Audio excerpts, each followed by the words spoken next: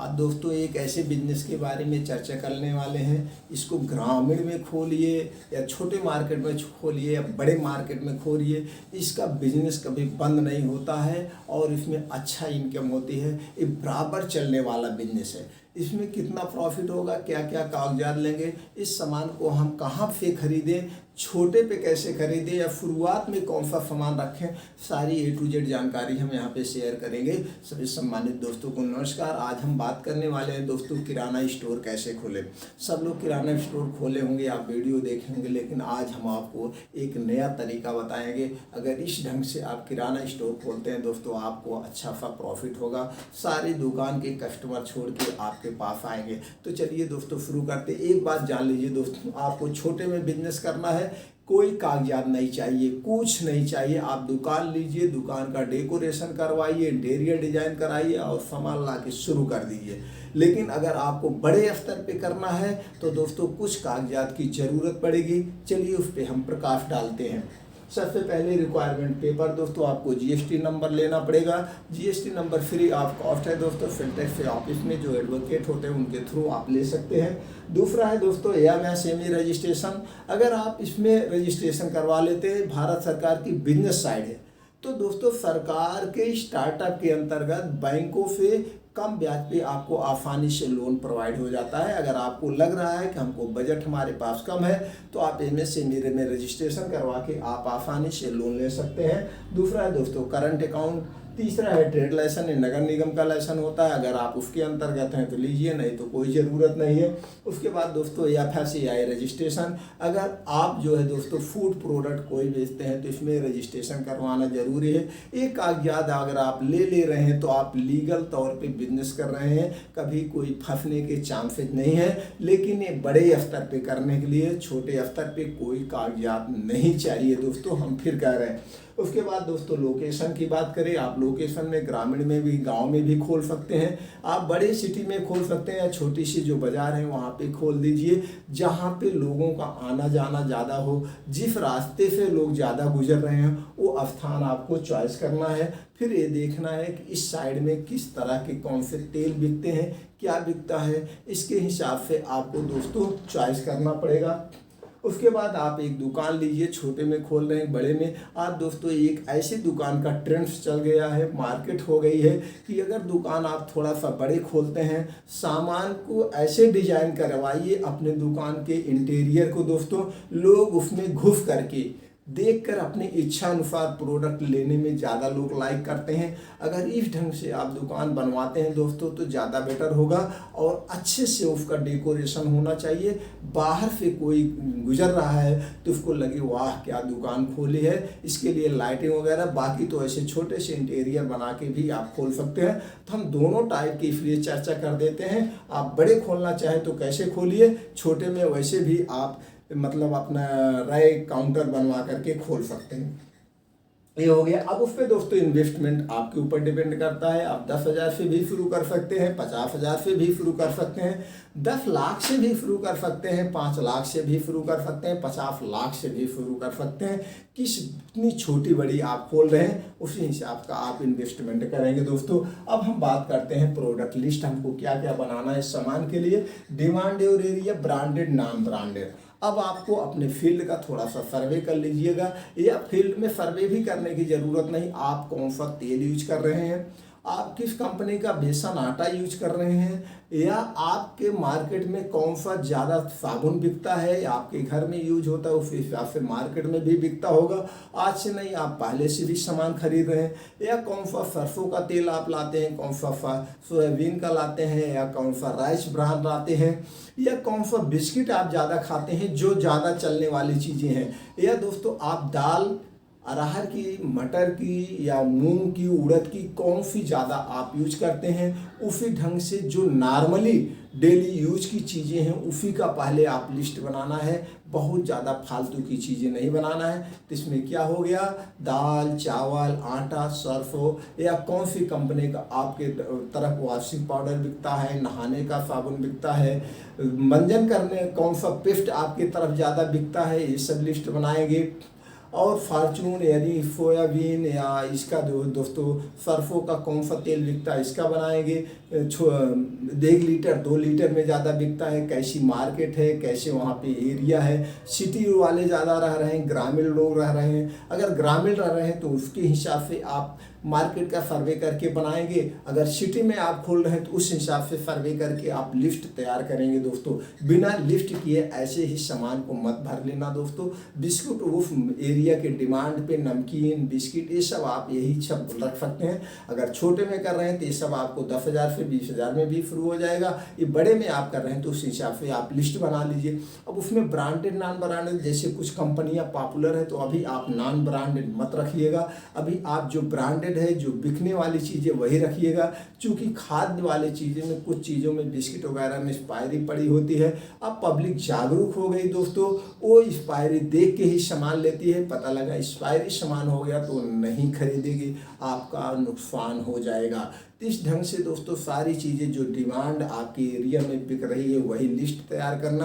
अब आपकी लिस्ट तैयार हो गई, अब आपको परचेज करना। परचेज के लिए अभी ज़्यादा दूर नहीं जाएंगे दोस्तों, आप अपने डिस्ट्रिक्ट चले जाएंगे या आपका स्टेट की राजधानी बगल है या कोई एक स्टेट में दोस्तों 5-6 महानगर बड़े बड़े होते हैं, बड़ी बड़ी सिटी होती है, वहाँ आप चले जाएंगे तो वहाँ पे बड़े बड़े होलसेलर होते हैं, एजेंसी होती है। वहाँ से 2-3 एजेंसी होलसेलर पे आप जाएंगे, रेट डिसाइड कर लीजिए, भैया ये हमारे सामान की लिस्ट है, हमको आप रेट देंगे तभी हम माल आपके यहाँ लेंगे। तो 2-3 दुकानों पे आप रेट ले लीजिएगा, जिसके यहाँ बढ़िया रेट लगे, जिसके यहाँ सामान बढ़िया मिले उसी के यहाँ से ले लीजिएगा सामान, वहाँ से खरीद लीजिएगा। उसके बाद दोस्तों एक चीज़ अभी लास्ट में हम चर्चा करते हैं। अब आपका 6वां पॉइंट आता है शॉप एडवर्टाइजमेंट। आप इसमें calendar, pamphlet, social media holding. अब आप कैलेंडर भी छपवा के अपने दुकान का एरिया में डिस्ट्रीब्यूट कर सकते हैं। पंपलेट छपवा के पेपर के माध्यम से आप खुद डिस्ट्रीब्यूट कर सकते हैं, या न्यूज़पेपर यानी होल्डिंग जैसे दोस्तों गूगल, फेसबुक, ट्विटर, इसके द्वारा यार दोस्तों के या अगल बगल आप इसको भी कर सकते हैं। या कुछ नाके मोहल्ले में अगर आपके पास पैसे है तो होल्डिंग भी लगवा सकते हैं। उसके बाद आता है दोस्तों सेल्फ इम्प्रूवमेंट प्लान, जो सबसे मेन जरूरी है। आपके अंदर दोस्तों बहुत अच्छा व्यवहार होना चाहिए, कस्टमर से अच्छी बात होना चाहिए। आपकी शॉप ऐसे हो, आपकी निगाह जो भी कस्टमर आ रहा है उसके ऊपर हो, क्या मांग रहा है, तुरंत उनकी बातों को सुनिए। कितनी भी आपके दुकान पे भीड़ लगी है लेकिन उस कस्टमर के बात जरूर सुनिए। ये सब आपको बनाना पड़ेगा। और रेट जो है मार्केट में क्या रेट बिक रहा है उससे लगे कि आपको नुकसान ना हो, फिर लग रहा है कि 1-2% हम सस्ता दें। जैसे कोई मान लीजिए 45 रुपये बेच रहा तो आप 44 ही, थोड़ा सा उस चीज़ का आप रखिएगा रेट। जैसे जो ज़्यादा चीज़ें बिकती आता ज़्यादा करके आदमी किस पे कंप्रोमाइज़ करता है। जैसे चीनी का रेट है, भैया चीनी का रेट इतना मिल रहा, तेल हो गया भैया तेल तो उनके यहाँ इतना मिलता है। बाकी तो छोटी मोटी चीज़ों को कोई ध्यान ही नहीं देता। तो जो ऐसे पॉपुलर प्रोडक्ट है उसके रेट आप आम दुकानों से, भले उसमें चीनी में कितना आप कमा लोगे, कोई भी चीनी में 1-2 रुपए किलो पीछे कमाता है। तो कोई 40 बेच रहा है, कोई 38 बेच रहा है, तो आपको लग रहा है 38 बेचने पर हमारा नुकसान नहीं हो रहा है, पूंजी पे जा रहा है, तो भी बेच दो। अगला कस्टमर 4 सामान लेगा, उसमें आपका एडजस्ट हो जाएगा। तो ऐसे कुछ पॉपुलर एक तकनीक होती है कि जो प्रोडक्ट मार्केट में जिस पे लोग प्राइस पे कट कर सकें, हाँ इसका कंपैरिजन कर सकें, उसका रेट आप मार्केट से 1-2 रुपये सस्ता रखिए। उसके बाद इफेक्टिव आइटम डिस्काउंट, आप कुछ आइटम का डिस्काउंट कैसे देना अभी हम बता रहे हैं। और दोस्तों कोई बड़े बड़े लोग हैं वो सामान लेते हैं तो उनको अगर घर पे मिल जा रहा है तो आप उनको फ्री होम डिलीवरी दे दीजिए, या एक व्हाट्सएप नंबर जारी कर दीजिए, भैया आप अपनी लिस्ट व्हाट्सएप कर देंगे तो सारा सामान हम आपको रेट भी दे देंगे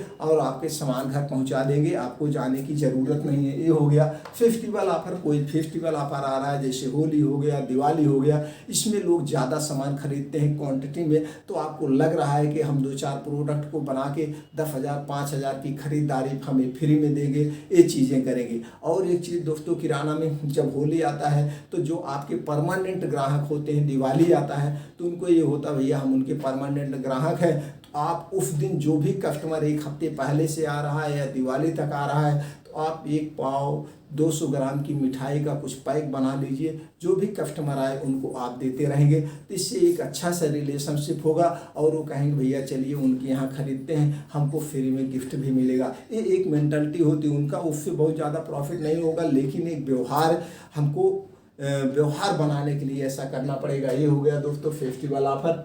और आइटम डिस्काउंट की हम बात करें, जैसे दोस्तों मान लीजिए ज़्यादा लोग किस पे करते हैं, जैसे हमने बताया चीनी, और दूसरा चीज़ पे क्या करते हैं, सोयाबीन ऑयल हो गया, सरसों का तेल। तो ये सब जो प्रोडक्ट है मार्केट में देख लीजिए क्या रेट बिक रहा है। इस पे जो खरीद है दोस्तों 15% पे, 20% पे कोई बेचता, कोई 10% बेचता, 10% से नीचे के प्रॉफिट पे नहीं बेचता है।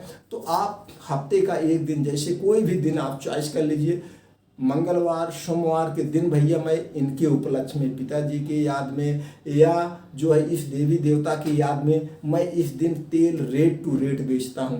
तो एक चीज़ अपना करके आप उस पर 5% प्रॉफिट लेके, मैं रेट टू रेट नहीं कर रहा हूँ, 5% प्रॉफिट ले करके, जैसे कोई 15 ले रहा, कोई 10 ले रहा, तो आप 5% प्रॉफिट ले करके, अगर आप 5% का प्रॉफिट ले रहे हैं और एक दिन का डिसाइड कर रहे हैं इस दिन हमको रेट टू रेट देते हैं, तो मान लो 200 पीस आपके यहाँ तेल बिक गया, 200 लीटर तेल गया, तो आपका 5,000 एक्स्ट्रा कमाई हो गई, प्लस आपके यहाँ एक्स्ट्रा ग्राहक आ गए।